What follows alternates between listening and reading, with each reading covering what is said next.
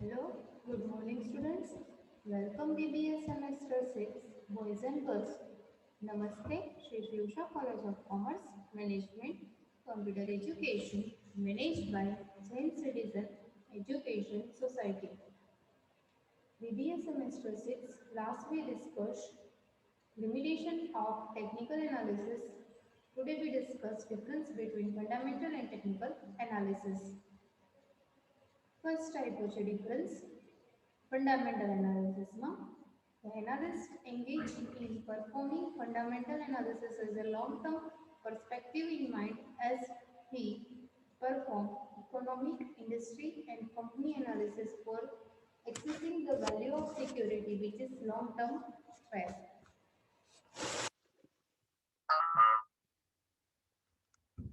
Fundamental એનાલિસિસમાં analyst હોય છે જે મૂલ્યાંકન હોય છે કે જે મૂલ્યાંકન કરે છે સિક્યુરિટીઝનું તે performing fundamental analysis long term procedure છે કે જેમાં ઇકોનોમિકનું એનાલિસિસ કરવામાં આવે છે અર્થતંત્રનું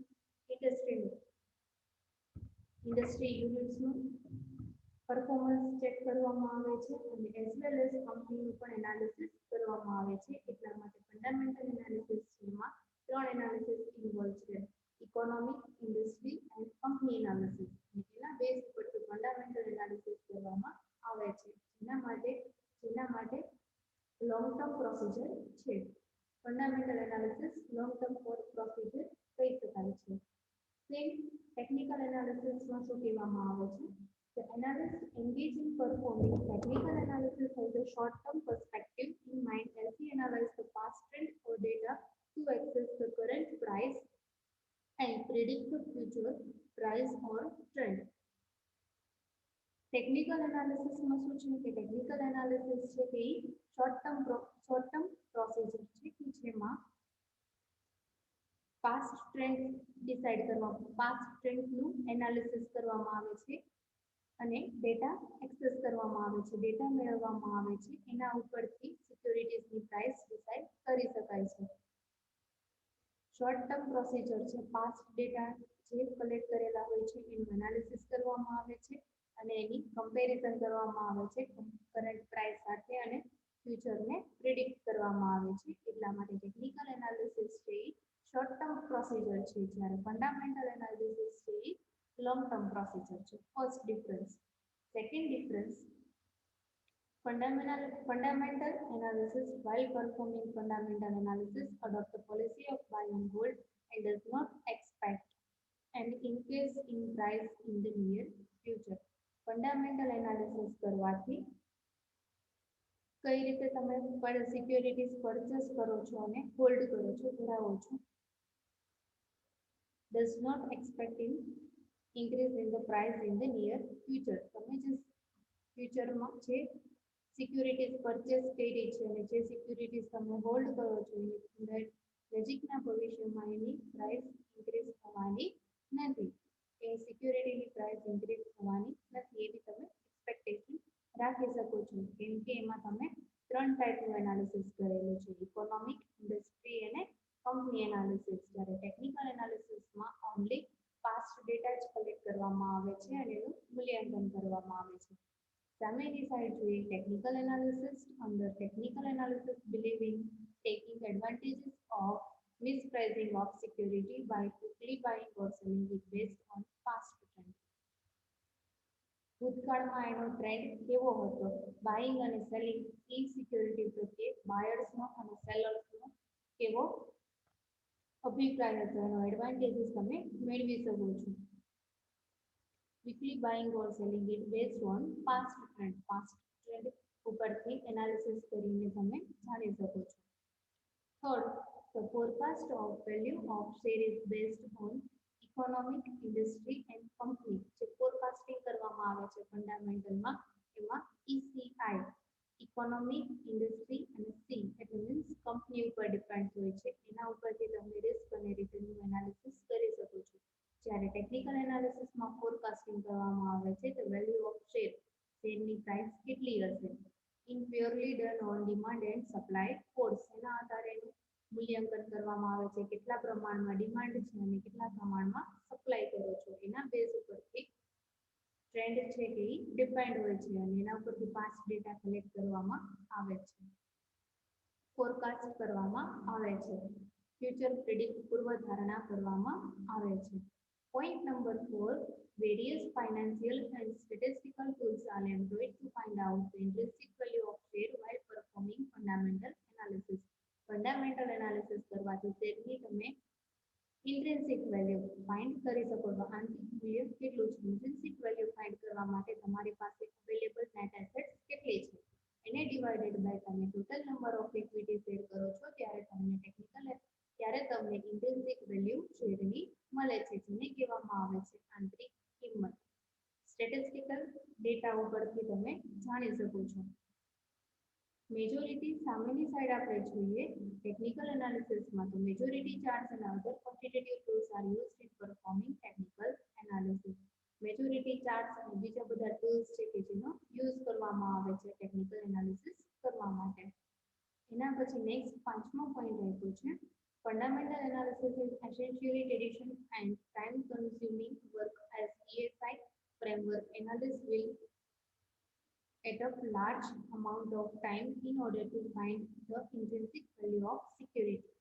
ફંડામેન્ટલ એનાલિસિસ છે કે લોંગ ટર્મ પ્રોસીજર છે, ટાઈમ કન્ઝ્યુમિંગ છે, એમાં ટાઈમ વધારે લાગે છે બીકોઝ કેમ કે એમાં ESI ફ્રેમવર્ક એનાલિસિસ કરવામાં આવે છે. EIC ઇકોનોમિક ઇન્ડસ્ટ્રીઝ એન્ડ કંપનીની પોલિસીનું એનાલિસિસ કરવામાં આવે છે. Large amount of time in order to find out the value of intrinsic value of security. તેના માટે શેરનું આંતરિક મૂલ્ય ફાઇન્ડ કરવા માટે ફંડામેન્ટલ એનાલિસિસ છે કે ટાઈમ કન્ઝ્યુમિંગ પ્રોસીજર છે કેમ કે એમાં EIC નું મૂલ્યાંકન કરવામાં આવે છે, economic industries and company. Technical analysis is a comparatively less time consuming, simple and quick method as the analysis is purely based on past data and trend which are easily available or established.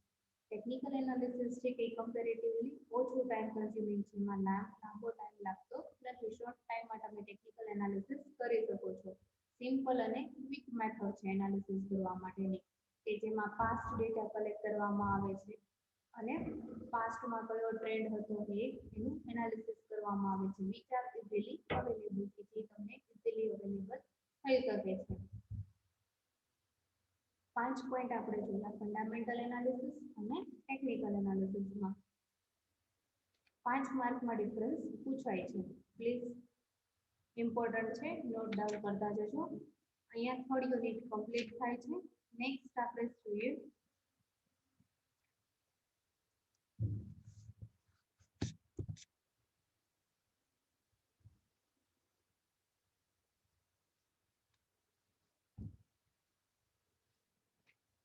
the Markovits model.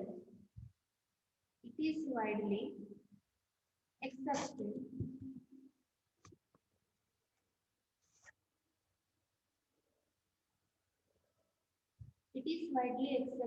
fact that holding two stocks is less risky proposition than holding one stock. સર્વસ્વીકાર્ય હકીકત છે કે કોઈ પણ investors હોય છે એ પોતાનું investment અલગ અલગ સિક્યોરિટીઝમાં કરે છે, કોઈ પણ એક બેંકમાં કે કોઈ પણ એક સિક્યોરિટીમાં કરતા નથી. Holding to stock is less risky proposition than holding one stock. જ્યાં તમને જે ઇન્વેસ્ટર્સને ઓછું રિસ્ક લાગે અને વધારે રિટર્ન મળે છે ત્યાં એ ઇન્વેસ્ટમેન્ટ કરે છે. For example, holding stock from pharmaceutical, insurance and IT companies better safer than investing in total fund on the pharmaceutical. તમારી પાસે સ્ટોક છે અને તમારે એને ઇન્વેસ્ટમેન્ટ કરવો છે તો તમે ત્રણેય જગ્યાએ અલગ અલગ કંપનીમાં કરો છો. ફર્સ્ટ તમે ફાર્માસ્યુટિકલમાં કરો છો, થોડુંક ઇન્વેસ્ટમેન્ટ તમે ઇન્સ્યોરન્સમાં કરો છો અને થોડુંક ઇન્વેસ્ટમેન્ટ તમે IT કંપનીમાં કરો છો, which is better and safe, કે જે સારું છે અને સેફ છે. Then investing the total fund on the pharmaceutical company's stock. Pharmaceutical કંપનીના સ્ટોકમાં ઇન્વેસ્ટમેન્ટ કરો, ટોટલ એક જ જગ્યાએ ઇન્વેસ્ટમેન્ટ કરી દો ફાર્માસ્યુટિકલમાં, એની કરતાં તમે ફાર્માસ્યુટિકલમાં કરો, ઇન્સ્યોરન્સમાં કરો અને IT કંપનીમાં કરો એ બેટર છે. ટોટલ ફંડને એકમાં તમે ઇન્વેસ્ટમેન્ટ કરતા નથી. But the task of constructing an optimum portfolio is very difficult. Marcos's gives solution to this problem. Markowitz model છે કે જેને આ પ્રોબ્લેમનું સોલ્યુશન તમને અહીંયા પ્રોવાઈડ કરેલું છે. Problem with the help of risk and return relationship. Risk અને return relationship ઉપર એ ડિપેન્ડ છે. એમાં ફર્સ્ટ આપ્યું છે each investment alternative is considered as a being represented by a probability distribution of expected return over some holding periods. દરેક પાસે અલગ અલગ ઇન્વેસ્ટમેન્ટના ઓપ્શન્સ હોય છે કે તમે જેમાં ઇન્વેસ્ટમેન્ટ કરો છો.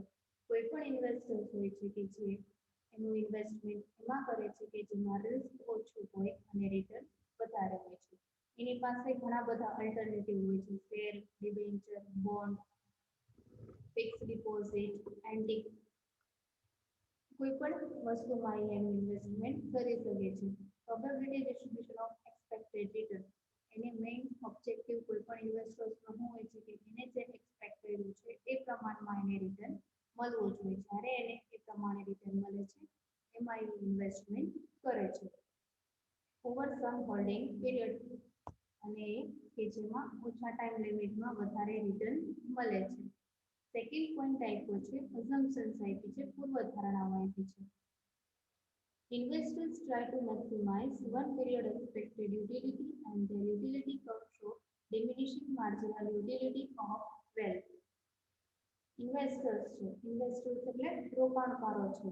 Try to maximize શું કરે છે એ ટ્રાય કરે છે maximise one period expected utility. એક વર્ષ માટે એનું પોતાનું ઇન્વેસ્ટમેન્ટ કરે છે અને એમાં વધારેમાં વધારે પ્રોફિટેબિલિટી અને ગેઇન કરવી એનો મેઇન ઓબ્જેક્ટિવ હોય છે. Diminishing marginal revenue, marginal utility of wealth. પોતાની સંપત્તિનો પૂરેપૂરો યુઝ કરી લે છે. એક પીરિયડ, એક વર્ષના સમયગાળા દરમિયાન જે ઇન્વેસ્ટમેન્ટ કરવામાં આવે છે એમાં એને વધારેમાં વધારે અમાઉન્ટ મળે છે એમાં એ ઇન્વેસ્ટ કરે છે. થર્ડ પોઈન્ટ આપ્યો છે investors estimate risk of the portfolio based on the variability of expected returns. Investors હોય છે કે એસ્ટિમેટ એટલે પૂર્વધારણા કરે છે કે એને જેમાં ઇન્વેસ્ટમેન્ટ કર્યું છે એમાં રિસ્ક કેટલું ઇન્વોલ્વ છે. વેરિએબિલિટી જોવા મળે, ચેન્જીસ જોવા મળે છે, ફ્લક્ચ્યુએશન જોવા મળે છે કે જેના કારણે ઇન્વેસ્ટમેન્ટ એમાં કરતો નથી. એનું પોર્ટફોલિયો ચેક કરવામાં આવે છે. કંપનીનો પોર્ટફોલિયો મીન્સ કંપનીનું કેપિટલ સ્ટ્રક્ચર કેવું છે કે જેને પોર્ટફોલિયો કહેવામાં આવે છે. કંપની જ્યારે સ્ટાર્ટિંગ થઈ હોય છે ત્યારે એની પાસે ઇક્વિટી શેર કેટલા હોય છે, ઓથોરાઇઝ શેર કેપિટલ કેટલી છે, સિક્યુરિટી પ્રીમિયમ કેટલું છે, રિઝર્વ સરપ્લસ કેટલું છે, ડિબેન્ચર એને માર્કેટમાં કેટલું ઇસ્યુ કર્યા છે, પ્રેફરન્સ શેર માર્કેટમાં કેટલા ઇસ્યુ કર્યા છે, કેટલા બોન્ડ ઇસ્યુ કર્યા છે. આ બધાને કહેવામાં આવે છે કેપિટલ સ્ટ્રક્ચર જે હોય છે કંપનીનું એને પોર્ટફોલિયો કહેવામાં આવે છે. Variability of expected return. એને જે એક્સપેક્ટ કર્યું છે એમાં ચેન્જીસ જોવા મળવા જોઈએ નહીં. વેરિએબિલિટી જોવા મળે છે. વેરિએબિલિટી એટલે ચેન્જીસ જોવા મળે છે.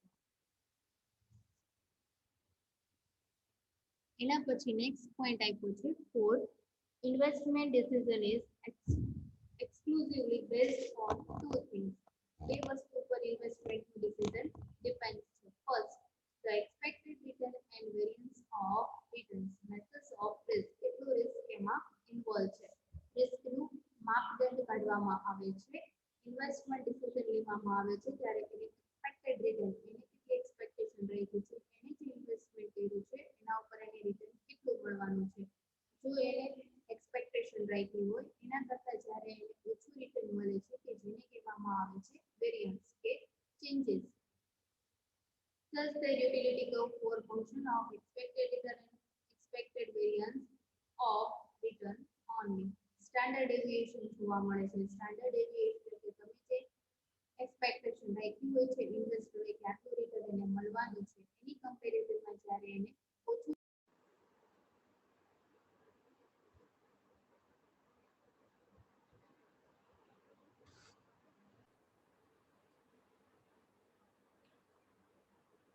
કોઈ પણ ઇન્વેસ્ટરે જે ઇન્વેસ્ટમેન્ટ કર્યું છે એની કમ્પેરિઝનમાં જ્યારે એને ઓછું રિટર્ન મળે છે અને રિસ્ક વધારે ઇન્વોલ્વ હોય છે, બે વચ્ચે જે વેરિયન્સ આવે છે એને કહેવામાં આવે છે standard deviation. Investors prefer higher return to lower return for a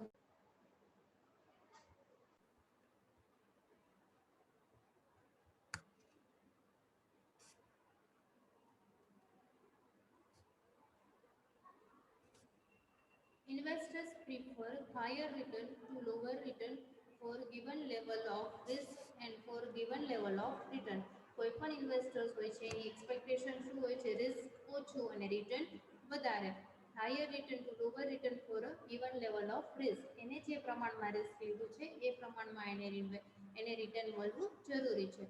for a given level of return investors prefer lower risk two lower higher risk. જ્યારે રિટર્ન વધારે મળે છે ત્યારે રિસ્ક પણ કેવું હોય છે? વધારે હોય છે. જેમાં રિટર્ન ઓછું મળે છે એમાં રિસ્ક પણ ઓછું હોય છે. બટ ઇન્વેસ્ટર્સની એક્સપેક્ટેશન શું હોય છે કે રિટર્ન વધારે મળે અને રિસ્ક ઓછું હોય. For developing his model, Markowitz had introduced diversification in place of single stock portfolio. When an investor is very sure of earning expected return, then a single stock portfolio is advisable. ઇન્વેસ્ટરે અલગ જગ્યાએ investment કરતા પહેલા એક જ જગ્યાએ investment કરે તો એને શું મળે છે? હાયર રિટર્ન મળે છે. માર્કોસેટ્સ મોડેલ એ તમને પ્રૂફ કરે છે. When an investor is very sure, એને શ્યોર છે કે earning expected return, then single stock portfolio is advisable. એના માટે પોર્ટફોલિયો advisable છે. As a one cannot be sure of earning exactly what estimate in this world of uncertainties. World કેવું છે? uncertainties થી ભરેલું છે. દુનિયા uncertainties એટલે અચોક્કસતા જોવા મળે છે. કોઈ પણ સિક્યોરિટીઝની પ્રાઇસ સ્ટેબલ હોતી નથી અને રિટર્ન પણ સ્ટેબલ હોતું નથી. કોઈ પણ હોય છે કે શ્યોર નથી હોતો કે એને જે અર્નિંગ કરી છે એક્ઝેક્ટલી એટલી અર્નિંગ એને મળવાની છે. Majority investors would prefer joining Markowitz to reduce the risk. ઘણા બધા ઇન્વેસ્ટર્સ છે કે જે માર્કોસેટ્સ મોડેલને એક્સેપ્ટ કરે છે કે જે શું કહેવા માંગે છે? માર્કોસેટ્સ મોડેલ અલગ જગ્યાએ ઇન્વેસ્ટમેન્ટ કરતા પહેલા એક જ જગ્યાએ ઇન્વેસ્ટમેન્ટ કરવામાં આવે તો ઇન્વેસ્ટર્સને રિટર્ન વધારે મળે છે. Instead of going for single stock portfolio, single stock પોર્ટફોલિયોમાં એને એનું ઇન્વેસ્ટમેન્ટ કરવું જોઈએ. અહીંયા માર્કોસેટ્સ મોડેલ કમ્પ્લીટ થાય છે. ઇલેસ્ટ્રેશન આપ્યું છે પણ ઇલેસ્ટ્રેશન જરૂરી નથી. માર્કોસેટ્સની શોર્ટ નોટ પૂછાય છે, આટલી જ લખવાની છે. અહીંયા ટોપિક કમ્પ્લીટ થાય છે. નેક્સ્ટ સેશનમાં આપણે આગળ ડિસ્કસ કરીશું.